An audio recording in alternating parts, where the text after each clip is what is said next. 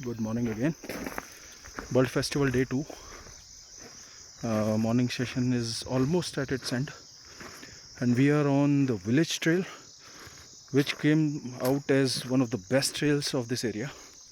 Lots of bird species we have got. Some very beautiful ones like chestnut-tailed minla, maroon oriole, rufous sibia, the speckled piculet, and whatnot. So I think our species count would have gone up over than 30 or 35 species, and this is the area. Oh, yeah.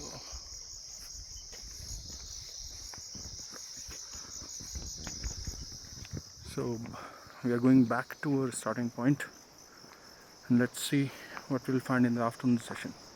I'll keep you updated.